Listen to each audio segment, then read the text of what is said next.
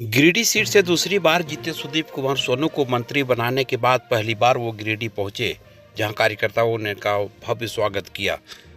इस दरमियान उन्होंने कहा कि एक पोस्टर साटने वाले कार्यकर्ता को झारखंड मुक्ति मोर्चा दिसम गुरु व कार्यकारी अध्यक्ष हेमंत सोरेन ने मंत्री बनाया है। निश्चित तौर पर यह पार्टी ने बहुत उदारता दिखाया है और कार्यकर्ताओं का सम्मान किया है। मुझे जो दायित्व दिया गया है, निश्चित तौर पर जनता के बीच खरा उतरने का प्रयास करेंगे।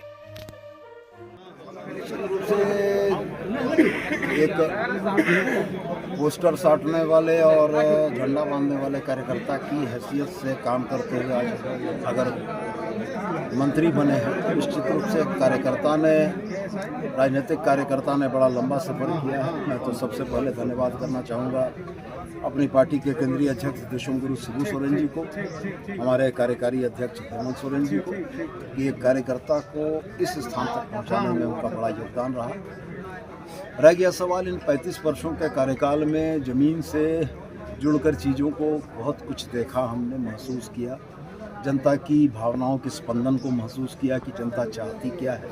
पिछले 5 वर्षों के कार्यकाल में कहीं न कहीं गिरिडीह विधानसभा क्षेत्र में जिन भी योजनाओं को हमने मूर्त रूप देने का प्रयास किया, वह जनता की उन्हीं भावनाओं की अभिव्यक्ति थी जिसकी सर्वाधिक आवश्यकता थी। इस शहर को आधारभूत संरचनाओं के क्षेत्र में विकास की ज़रूरत थी, हम लोगों ने उस दिशा में पहल की।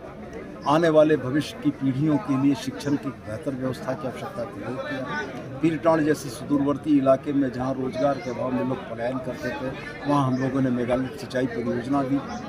तो कुल मिला जुला कर मेरा कहना एक ही बात था कि अपने इस पिछले कार्यकाल में जो बतौर एक विधायक था, अपने विधानसभा क्षेत्र की बेहतरी के लिए काम किया। अब माननीय मुख्यमंत्री ने पूरे राज्य की जवाबदेही सौंपी है, तो पूरे राज्य के लिए और बेहतर करने का प्रयास करेंगे। भविष्य में क्या योजना है? देखो, भविष्य की योजनाएं निश्चित रूप से अपने राज्य को कहीं ना कहीं राष्ट्रीय मानचित्र में अव्वल स्थान पर लाने की इच्छा हर झारखंडी की है, वही मेरी भी है। बतौर मुख्यमंत्री उन लोगों ने, माननीय मुख्यमंत्री ने जो उम्मीद जताई है और बतौर मंत्री जो भरोसा दिया है, तो मेरी भी कोशिश है कि झारखंड को उस इंडेक्स में, उस पावदान पर इसकी उचित जगह तक हम पहुंचा सकें। कमोबेश देखा जाए गिरिडीह क्या पूरे झारखंड में देखा जाए तो ट्रैफिक व्यवस्था सबसे बड़ा एक अहम चीज़ है।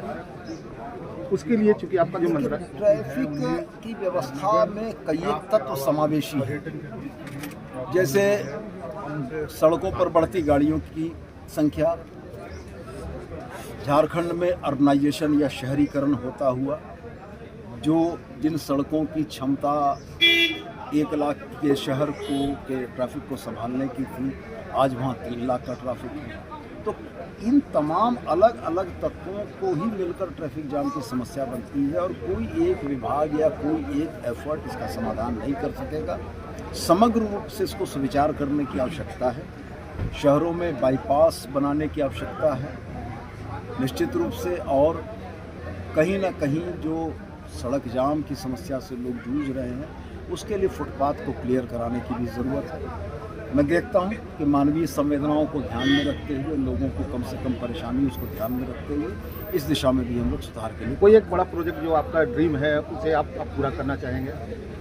यहाँ के लिए तो मेरा ड्रीम प्रोजेक्ट एक वो भी रहा था, वुमेन यूनिवर्सिटी। निश्चित रूप से मैं उसमें लगना चाहूँगा। यहाँ के लिए मेरा एक ड्रीम प्रोजेक्ट था मेडिकल कॉलेज, उस पर लगना चाहूँगा। और पर्यटन के क्षेत्र में और कुछ बेहतर किए जाने की गुंजाइश भी है और मेरी इच्छा भी है। मुझको लगता है कि आने वाले दिनों में इसमें कुछ न कुछ सकारात्मक परिणाम आपको दिखेंगे।